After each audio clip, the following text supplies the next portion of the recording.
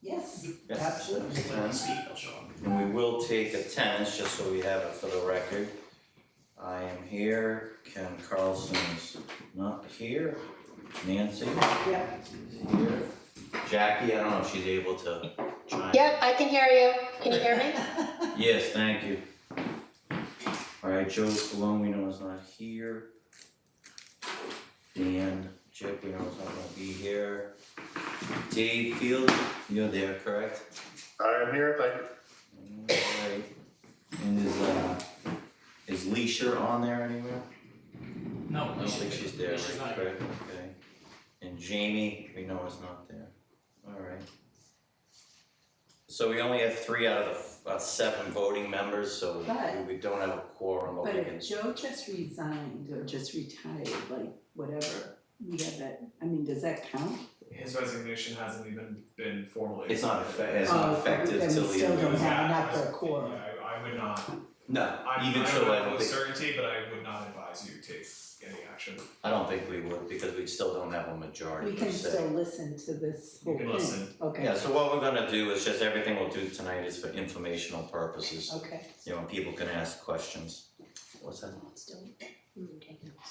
Yeah, we'll still do meeting minutes, we just won't have any votes on the meeting minutes from the last meeting or any other votes. So, with that said, I don't know if anyone usually, I don't know if you wanna do it, Jackie or Walter, just, we probably can start to close that out. But I don't know if anything was left with the early elementary school project, if you wanted to update us. Oh yeah, Are we quick, done? quick with the punch update. list? We are heading right towards substantial completion for phase 2, if not there already. All the fields are have sod down, lines were striped today, asphalt's done, playgrounds are done. We have a couple submittals that are in to make sure the playgrounds are good to go. Those could be done as soon as Friday. And then it's just punch list from there. We have work scheduled for the summer for punch list work. It's really just final touches at this point, so. Sure. Yeah, I saw her for graduation, it looks nice. Yeah. Yes, even the outside is open. Yeah. Alright, great, we'll move right along. Dave Field, when you're there, if you just wanna give us a quick update as far as that water treatment facility building, I don't know if there's anything new since we last month. Yeah, so not too much to report, unfortunately, we are having issues now with electrical component, availability. So things that are supposed to be in now are now being pushed, primarily VFDs, so we're trying to work around that and come up with a viable solution, but other than that, not too much to report. Alright. So why don't we just move right along and Walter will just go right into the public safety project update. Absolutely. So tonight, the agenda for the public safety project, we're gonna go over project schedule and update, really just highlight the path forward over the next couple months through the summer and the fall. We will then run through schematic design phase progress, estimate reconciliation update, and construction cost estimate overview, and then some light design updates on the facade of fire substation, correct? For the public safety. Public safety, sorry. And then we'll just, quick questions and comments. So this is just the same graphic we've seen for the last couple meetings, showing where we are through schematic design. That 7/11 completion date with votes taking place at the 8/1 meeting for the MVC. Locking in the budget this summer, locking in the scope this summer, fall special town meeting, fall special town election in the fall of 23. And again, highlighting that design period of about a year, November 23, pending a successful vote through November of 24. Going into how we're getting to that roadmap to the ballot vote, we have a select board meeting on July 10th that's going to outline the community engagement roadmap. We're going to go over the project website, value management overview with the select board, and then in August we will have the MBC meeting to approve the project scope and budget. August 21st, more outreach roadmap, and then tentatively calling that special election, special town meeting. September 11th, so another select board to call that meeting and review the tax impact for the project. That can't be set until the project's total project scope and budget is set. So that occurs over the next couple meetings with the municipal building committee. So it's kind of some congruent or step-by-step parallel process for the select board along with the municipal building committee. On the 30th, conditional execution for the lease agreement and posting in the central register. Just some, again, some parallel steps that need to occur in order to get to that fall vote. And then in October, November, special town meeting, appropriation of funds and ballot vote for authorization for borrowing. So that's really the roadmap to the ballot. And then how we get there specific to municipal building committee and select board. June 7th, this evening, design update estimate review. July 11th, we're gonna go over in detail estimate and the value management, really a scoping exercise so everyone knows in detail the ins and outs of what's being carried in the project. And then allowing some time for the municipal building committee to digest that information to August 1st. And when we have another meeting to review that and make final decisions on what's in, what's out of the scope. We do not have a target date for the, or agenda for the September 12th meeting yet. We will set that at a later date. For the select board, June and July, we do have some dates covered for them, but that's what they're gonna be handling in July is the lease with Stonehill, and then going over the outreach, and then again, outreach in August and calling a special town meeting. Same thing following up September 11th and 30th, just some more detailed information for the select board there that they'll be handling along with information from KBA and PMA. So we will get into the estimates and right now, so we're gonna go over the Daly's Corner Fire Substation portion of it first. We'll look at each project individually and then kind of bring them together at the end of that. So what you see on your screen right now is a very high level breakdown of where the percentages of the construction costs are throughout. So for the fire substation, you can see all the pieces of the pie chart and the higher pieces of the pie chart, especially you see site and utilities and interior construction, foundations, exterior envelope. So we'll run right through and get into a little bit more detail. These are the reconciled estimate values for the different scopes that will be taking place on the fire substation. And as we get down to it, and I know it's a little bit difficult to see, so we will email this out to everyone so that everyone can have it. When we initially met with the estimators, those numbers are grayed out. Those are what we call unreconciled estimates on the left-hand side. On the right-hand side, what we have are the reconciled estimates. The key thing to note here is that our estimators, both the estimate of record for KBA, which is AMF, and then the owner's check estimate through PMA, PM&C, were within 1% of each other. That means that we have the scope narrowed down between the two estimates, they're carrying them in the same area, and that they are carrying estimates that reflect each other and the design intent of KBA and the town. So we're very comfortable with these estimates. The estimate of record is showing $15.6 million for construction cost for the fire substation. A couple of assumption and qualifications. We want to make sure that the committee knows and the public know that these are being estimated utilizing Chapter 149 of Master General Law General Contractor. This is not a construction manager at risk. Should that be, if that were the preferred method of delivery, you're talking about 10 to 15% additional cost, 10 to 20% additional cost to go to that delivery method. You're getting a hard bid number on all trades, whereas at the CM they have a little bit of negotiating that they can do. Preferred vendors, it does tend to lend itself to a higher price. Where this is a straight up build on a brand new site, PMA fully endorses a general contractor method at this point. CM's projects tend to lend themselves to difficult sites, phased and renovation projects. So we would not recommend that procurement method for this, and that's why it was estimated this way. Other items that are carried within this scope are for special construction are the traffic signalization on Main Street to allow for those vehicles to get out onto Main Street safely and execute their runs and get to the emergencies as quickly as possible. Escalation to the midpoint of construction is carried for all the estimates, so that'll be a consistent throughout. And then the construction budget, this is not a total project budget, this is construction costs only. We'll say this a few times throughout the presentation, but typically carry about 30% on top of these numbers for a total project budget. That total project budget will be developed once final decisions are made at that scoping exercise on 8/1, and that'll go for all three portions of the project.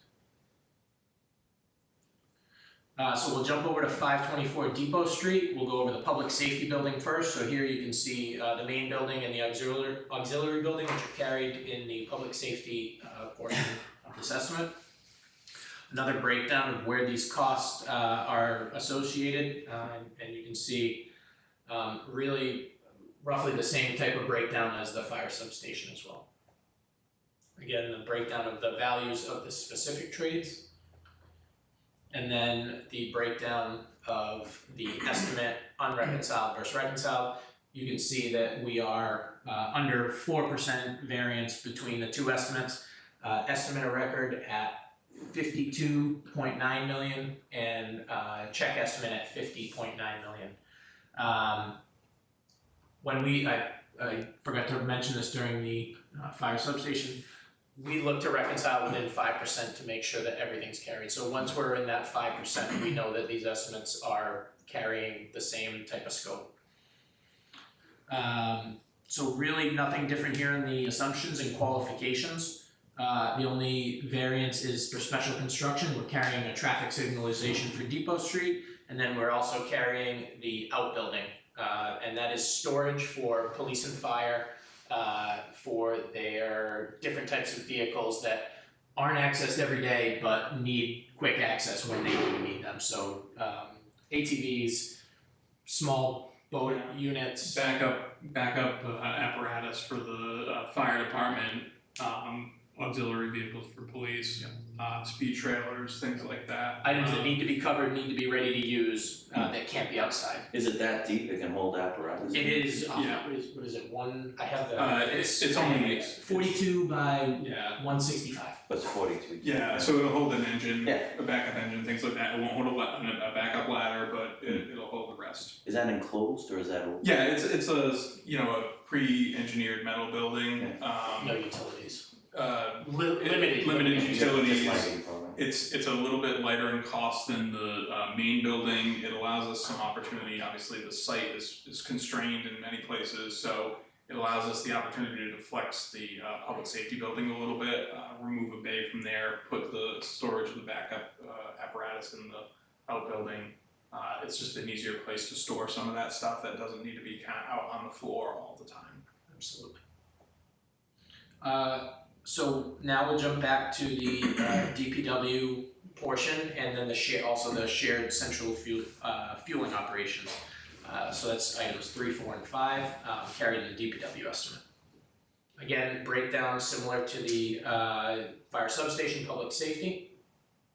What you can see here is on interior construction, we have quite a jump on interior construction in the DPW due to the type of equipment that are carried within them. I believe you said the oil. Yeah, there's some equipment associated with it that gets kind of just put into that category here. It'll be like the lifts and things like that. Yeah, loop systems, things like that. I think there's a gantry crane in there, things like that get lumped into that category in this estimating format. So that's what the jump is. Absolutely. Again, you can see the breakdown of the costs here by trade and the site work. And then again, estimate reconciliation for DPW, almost to 2% of variance between the two with the estimate of record at $45.7 million for the DPW building. Special construction, again, all assumption and qualifications carried the same for the DPW building, and the special construction included for the DPW portion of the project are the salt storage shed and the centralized fueling operations. And just for this, we're trying to break these estimates out so they're easily understood by the committee and others.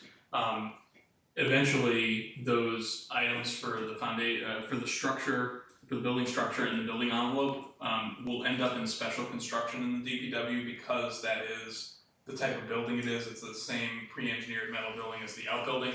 But so that you can understand and understand where the costs are, we've moved them to foundation and structure and exterior envelope here, just to kind of give you a better sense to when you're comparing between buildings, where the costs lie and things like that. If we put it all in special construction, it kind of gets a little muddied and you kind of lose where the foundations and structure are versus the envelope versus kind of the public safety building and fire substation. So this helps you balance things a little bit better.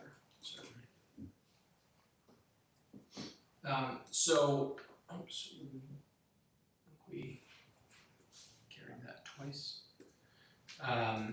So what we'd like to do here is go into a total project as a whole. So this was the graphic representation of the entire project of the cost breakdown. Again, that brings you to the breakdown of the entire trades as a whole.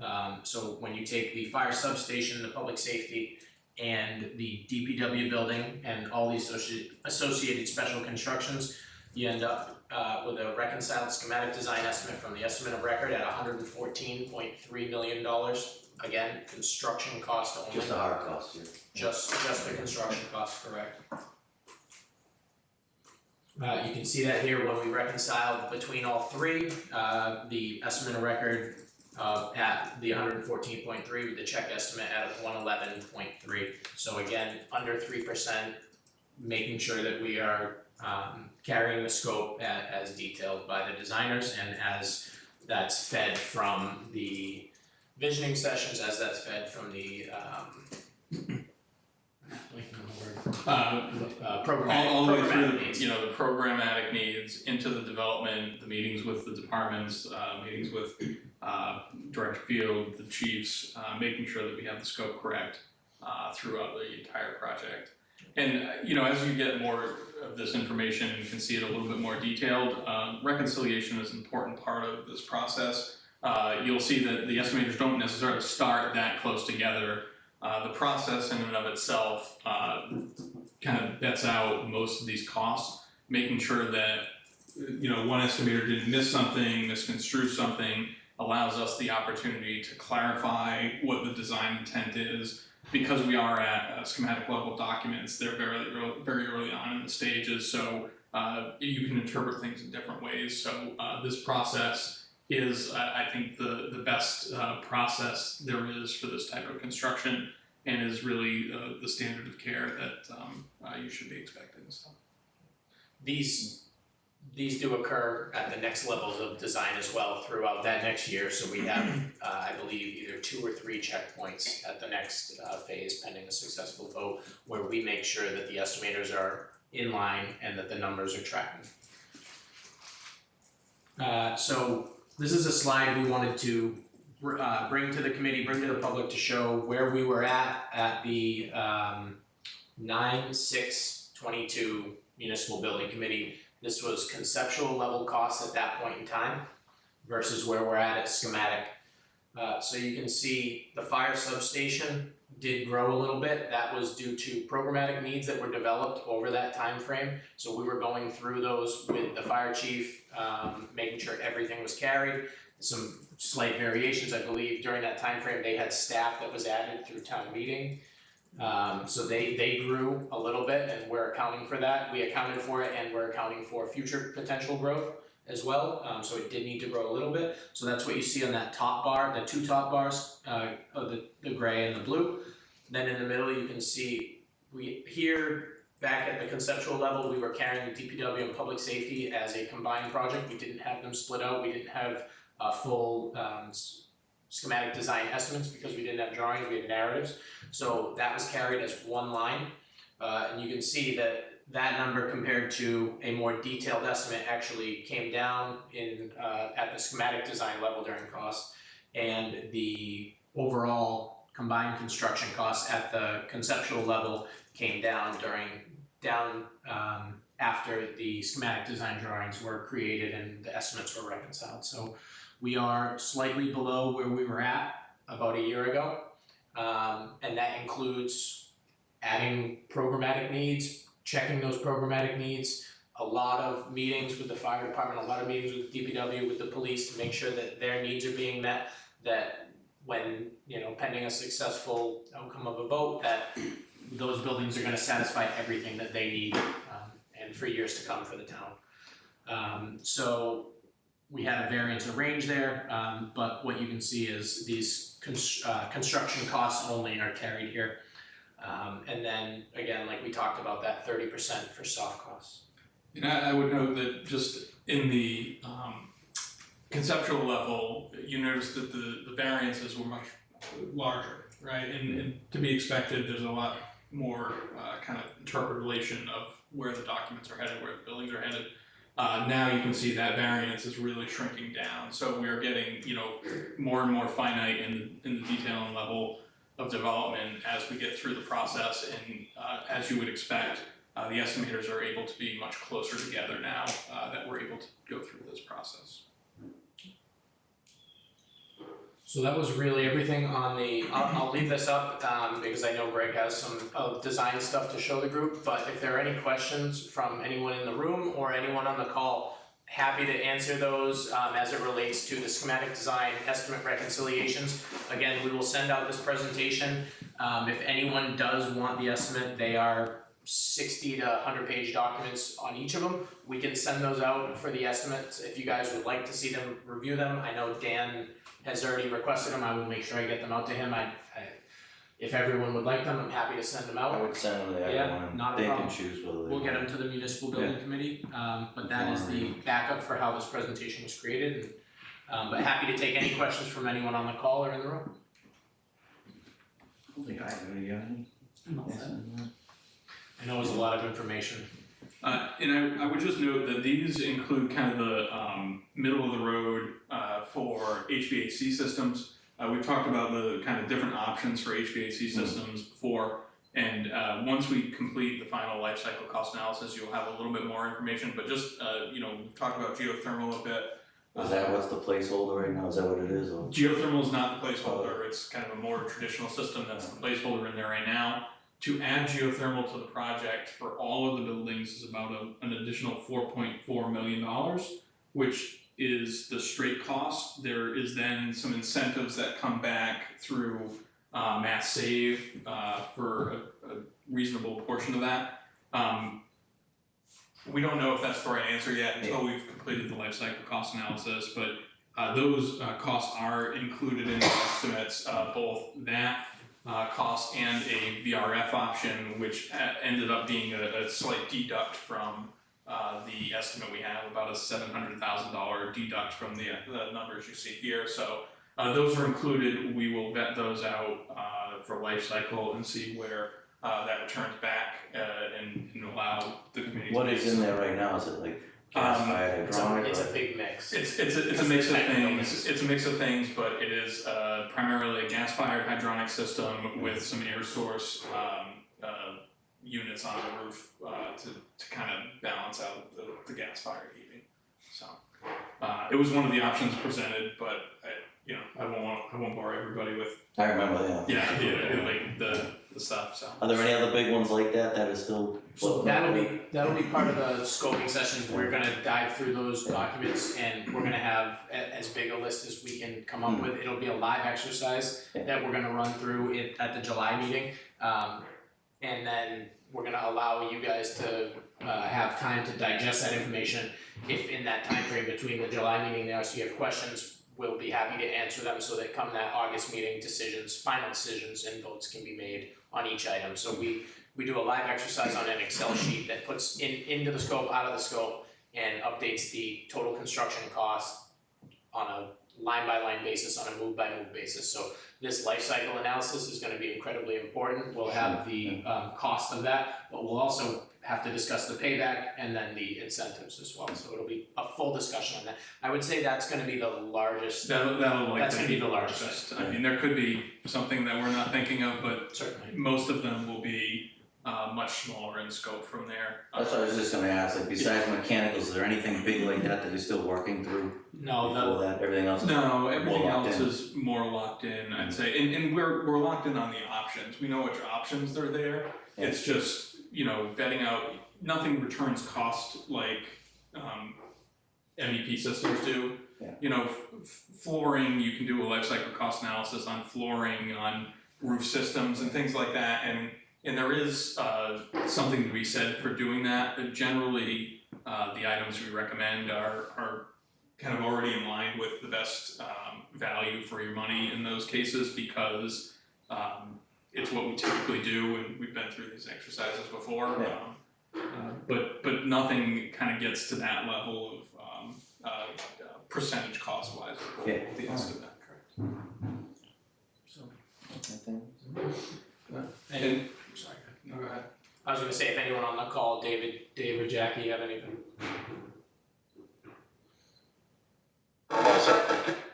What's that next time? No questions, Rick. Alright, so I'll jump it over to Greg for a quick design. Yeah, so we're just going to show a couple updated renderings tonight, and just to give the committee a kind of an update on where we're at. Like I said, we're not quite done with them yet, and we won't be done. Should the project be successful, this will continue through detailed design. But we got some feedback from you last time, and this is the kind of option one we originally showed you last time.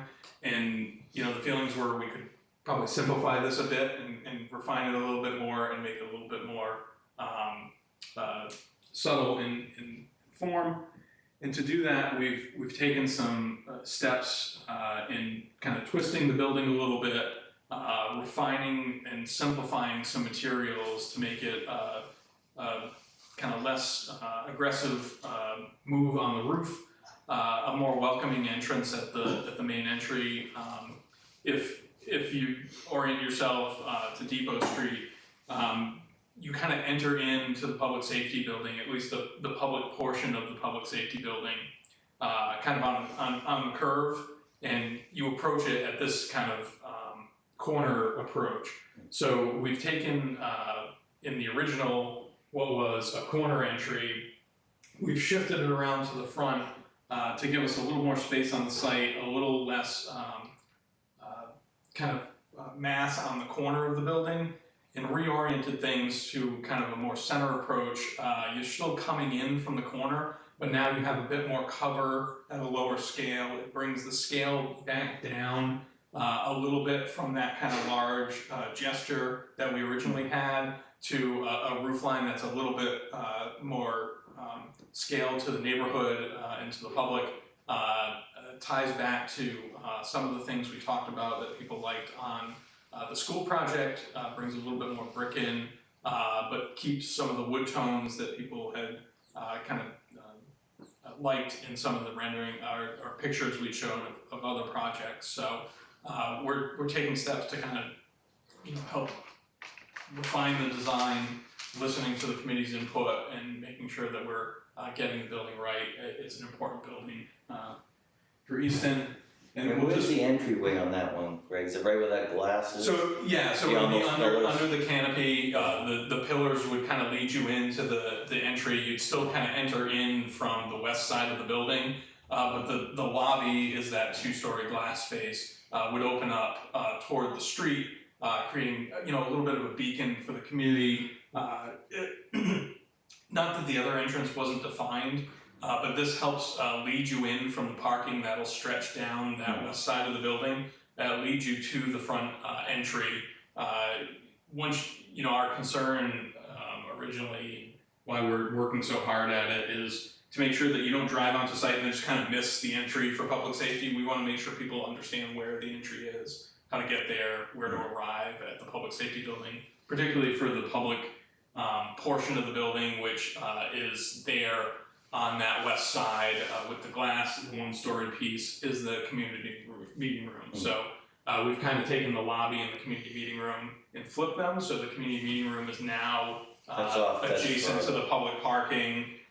It's a little bit more present when you park and want to go into the public areas of the public safety buildings. So is the community room with that brick and that other glass in there? Yep, One exactly. story It's area? that one-story area Okay. right there. So it's right there, present for the public, and can be easily accessed and kind of circulated along as you come from the parking into the building. And that side is all the public parking, right? Yeah, that West side will be the west side will be the public parking. Is the whole thing public on that side? It's a public safety building, but there's a very limited portion that the public can freely enter. The lobby and the meeting room, as well as a couple other functions within the lobby, are really where the public will be concentrated. Anywhere beyond that is kind of a badged and escorted area for public use. So it was important to get that to be prominent. The street is one place to make it prominent, but the entry point for the site is also another place, so we've tried to do that there. And just as far as scale, how far back is that setback from Depot Street?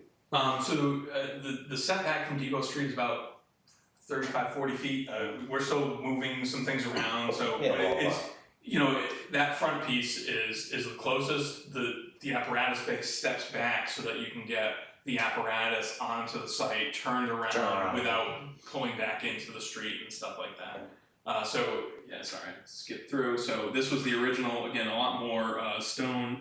The feedback was that it was a little too busy. There was some, kind of a lot going on, and we agreed. So we've taken and sort of simplified some things. I'd say what we're still working on a lot is the roof of the apparatus bay and firehouse portion of the building. We'll still work on those to refine them, get the language a little bit more consistent with the paneling, with the brick, and the pilasters.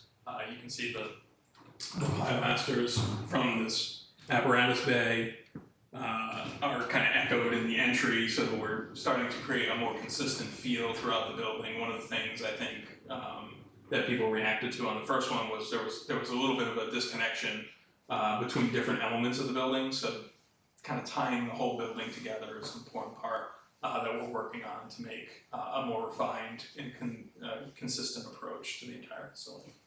So now, are those pitched roofs off over the apparatus bays? Is that pitched? right now they're pitched a low pitch, 1 and 12 or something like that. But they are pitched currently.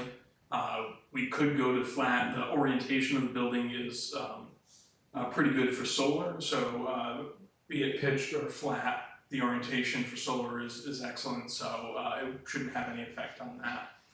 Because that's the south. The south is to the back, so that having those big flat roofs for potential solar is good. The town has an excellent consultant that does the PPA agreements or advises on the PPA agreements. We've worked with them extensively before, Beth Greenblatt, and I think it's a good opportunity that the town can take advantage of should the finances of it be right at the time. So. As far as like roof drains, what do you do? Are they going to be roof drains, or are they just pitched to scuppers, or what are? For the low slope roof or the flat roof, they're drains, and then scuppers potentially for overflow, and then for the pitched slope, for the pitched roofs, they go to gutter. Likely on the back side of the building. The little one over the other flat roof portion just kind of drains onto the other roof and goes to roof drain, but pretty standard methods for draining. Any other questions, comments? Happy to take feedback. I know you can't deliberate in any way, but happy to discuss anything. Any more about the sign? You good, Nancy? Jackie, you good with that? Any other questions? Or anyone else on the? Nothing here right now, thank you. Alrighty.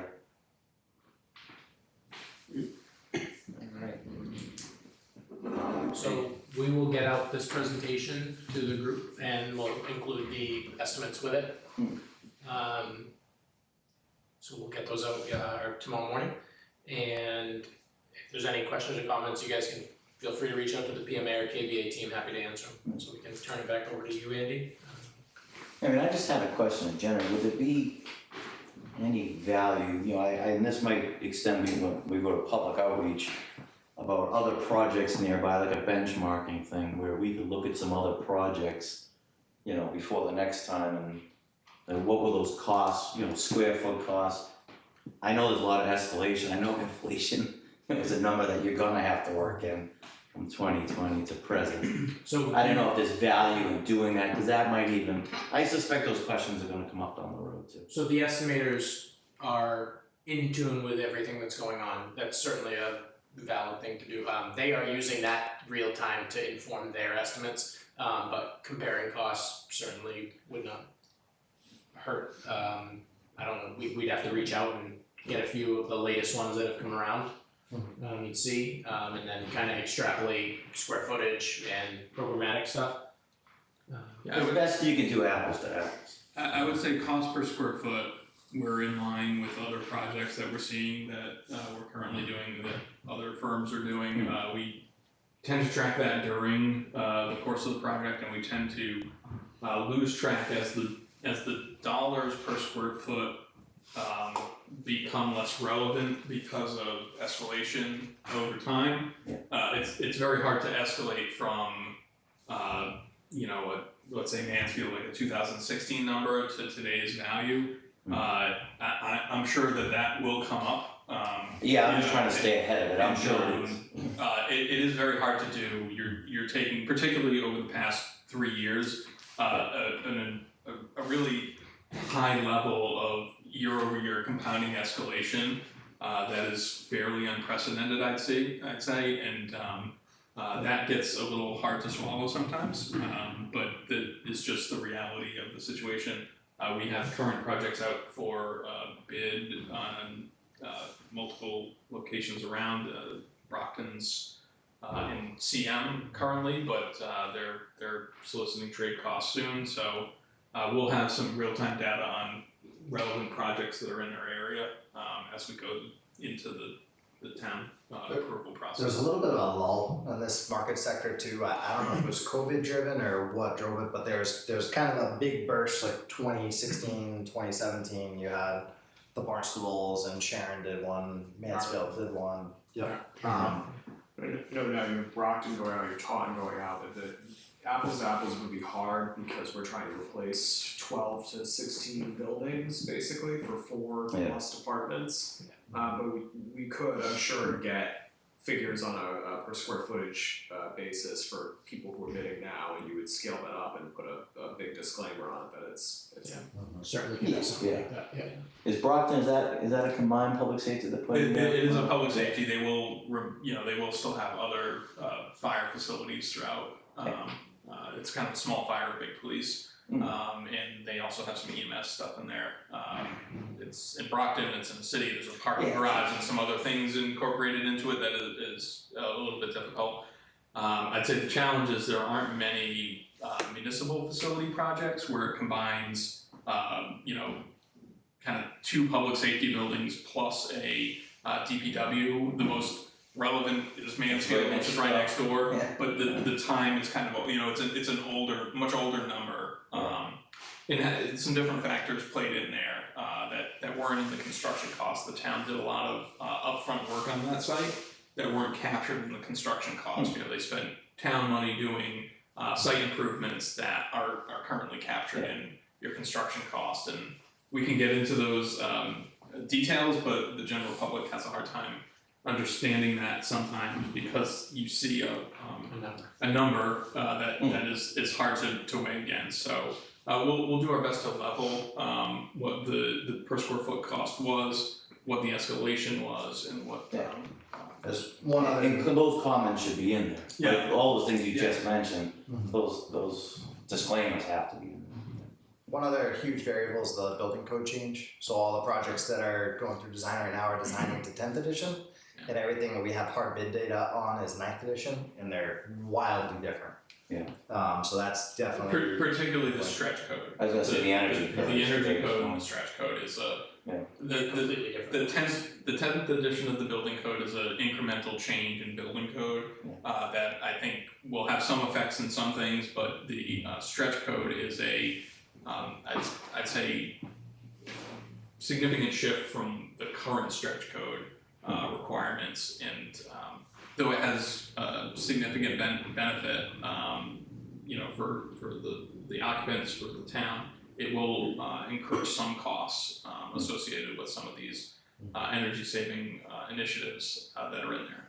I do think, to the extent it's possible, by the July meeting, and if not that, then definitely by August 1st, it would be good to just have a primer on why is this so expensive, right? Because that's on the Underlying reason. behind all of that, right? Like Yeah. no one here is denying that this is expensive.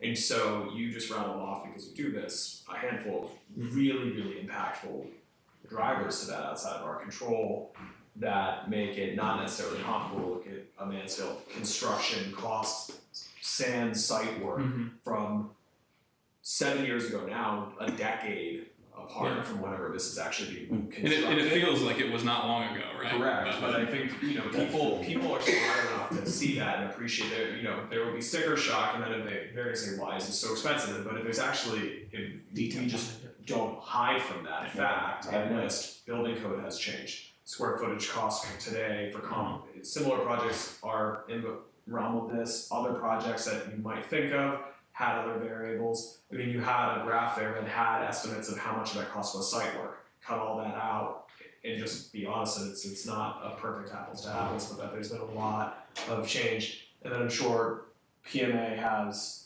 the compounding year-over-year numbers are mortifying, but there are figures that estimators are using, so what are those, right? And it's probably, I'd imagine, higher than what CPIW is, right? Oh yeah. Okay, so that's important, right? Because someone who might be really shrewd about it, they might take a project in another town 10 years ago and go to BLS inflation calculator, but that uses the typical basket of goods for what we buy. If there's industry specific construction escalation, then you may as well put all in it. I don't think your average person's gonna say, I can't wait to go through this microeconomic analysis, but we can pull something together between all of us that at least just addresses those realities. Certainly can. I mean, we've been generally saying last year, depending on what flavor of building you have and things like that, you're between 15 and 20% escalation year over year, which is a staggering number Compared to what it was previously. Compared to the last 20 years, Chad, we've carried 3 to 4% per year every year, and usually almost all the time been overestimating it, I'd say, if not right on. And we were carrying 8%, and we got hit with 16 to 17 on some projects, which is a really deflating thing for all of us in the industry, and a really hard thing to understand, particularly when it compounds, right? You escalated 4% one year, your project is in design, you escalate 20%, and now you still got to escalate to the construction. You're compounding another 4% on top of that. It gets to like a 25% escalation, which is and if you've followed any of the MSBA projects that came out after you, it's what they're all dealing with. MSBA has done a pretty good job at tracking that and documenting it, showing where the costs have been escalating, where the challenges that people have been facing are. That is right now for Massachusetts, the one kind of publicly available resource you can see how the construction cost is escalated. I mean, that might itself be a good data resource. It's a great data resource. I mean, this isn't a school project, but there is no other centralized source for because there's construction. Building authority for our buildings. That's a whole different conversation. I think that having something like that would be helpful, because it is. I mean, there's no way around it. It's very expensive, right? And it will be important to acknowledge that, talk about the kind of policy and economic factors and trade factors that make that the case, Because you'll already be doing part of that through the value management exercise, demonstrating that's not because this is being designed with, Gucci couches inside, right? It's going to be IKEA. You've seen me, we're not that fancy. Yeah, that would be helpful, I think. Yeah, That's what we're gonna do. So we could have something ready for the July meeting. Alright, we're good? Thank you very much, that was great, thank you. Absolutely. Thank you, guys. Alright, I think the only new business we have, just so everyone knows, Joe Falone, one of our members, he is not gonna re-up for another 3-year term. So his term will be up June 30th, so we'll be looking to get a replacement on that. Would that be like at the next select board meeting, do you think, Connor, or? The meeting on June 26th, the select board will be appointing folks for new terms starting July 1st. Okay. So that would work with our timing as far as our next meeting. Yes, once the board receives the notice from the clerk that the resignation was submitted, then that opening will be advertised online, people can apply. Alright, cause you have to submit a formal letter, is he missing that right now, or? No, we have that. We do, okay, I just- okay. We got it late last week. Yeah, So yeah. I'm only catching up now. No, that's, as long as, I think the timing works then. It will As be long as we fine, have one way or some. another, there's no, even if there was an application not received by the 26th, the select board can make appointments at any regular meeting. Yeah, okay. Alright, and Dave, Twombly, I don't know if you wanted to talk quickly about the, just in general, the public school security upgrades. You're looking for a member, correct? Yeah, so basically, we went out to bid for the request for qualifications for an OPM. Yeah, for the security upgrades. The bids were due today, actually, and we got them this morning. We only got 3 bids, but I think we got 3 solid bids. So I wasn't sure what the process should be as far as whether we wanted to, was to have an interview subcommittee, but I wasn't sure if somebody from this committee would like to be on the subcommittee. I was looking at several people from the school department, possibly the electrician, the school department's IT administrator, and looking at the school business administrator. And I think we were looking at possibly myself and then somebody from either the school committee or from the municipal building committee. So that would get us around 5 people. If you think it should be a bigger committee, we can do that, but it's only 3 firms. We would bring them in, maybe give them a half hour to 45 minutes for an interview, and then we can make a decision which way we want to go.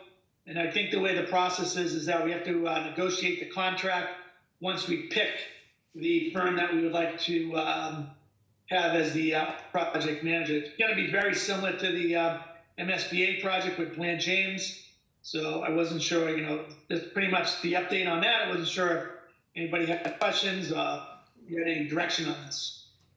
Yeah, I think it makes sense to have someone, from the committee on it. That's what we've done the last few times. It seems to have worked. I know last time we brought it up, I don't think we had anyone,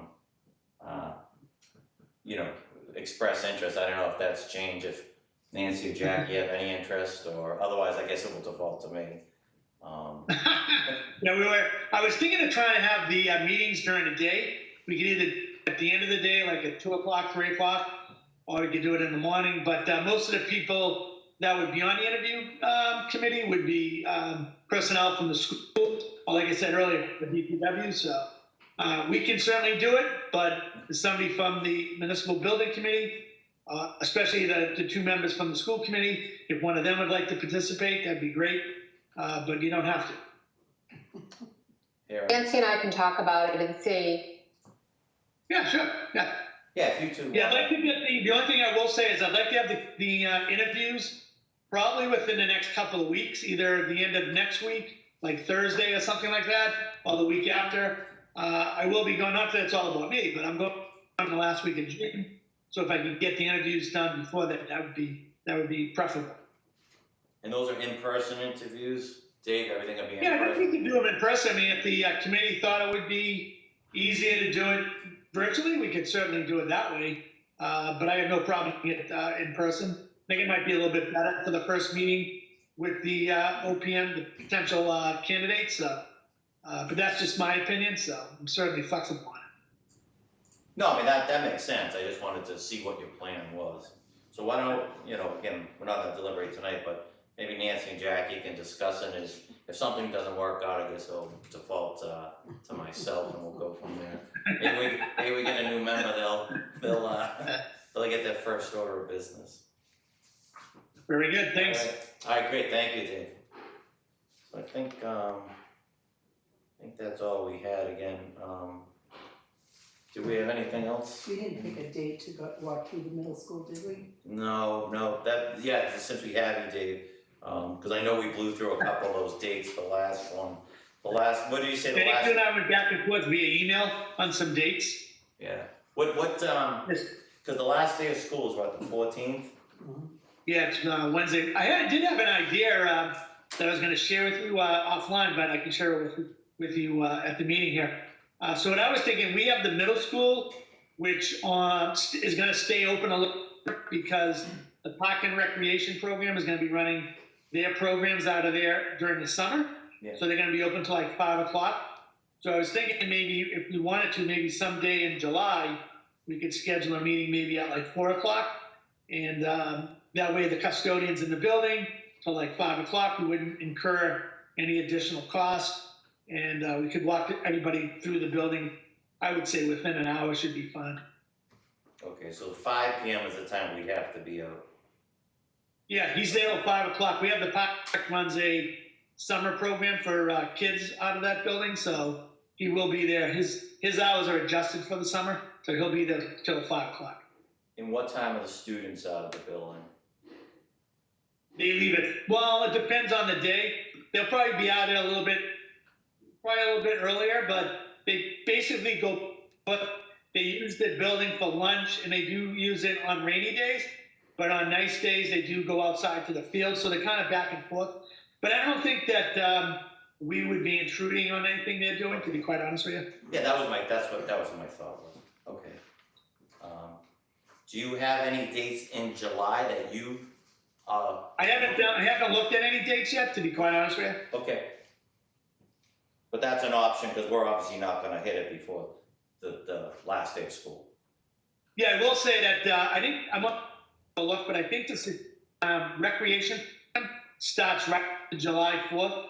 So it would have to be somewhere after, because once school ends on the 14th, anybody will be leaving the building at 2 o'clock. But like July, we could get somebody in the building for the walkthrough.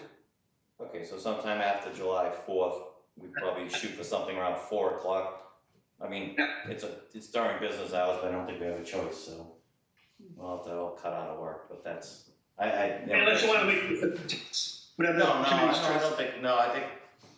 think we want to get one done before things get busier, especially with the other projects, so.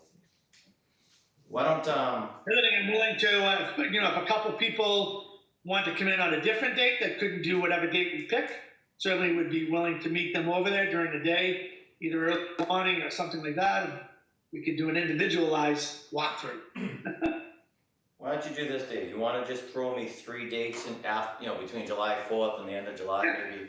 Just throw me 3 dates, that work the best for yourself and whoever else who's a Todd probably too. Yeah, I'll talk to Todd, yeah. Yeah, just why don't you give us 3 dates and we're gonna pick one of them and we're gonna go with them.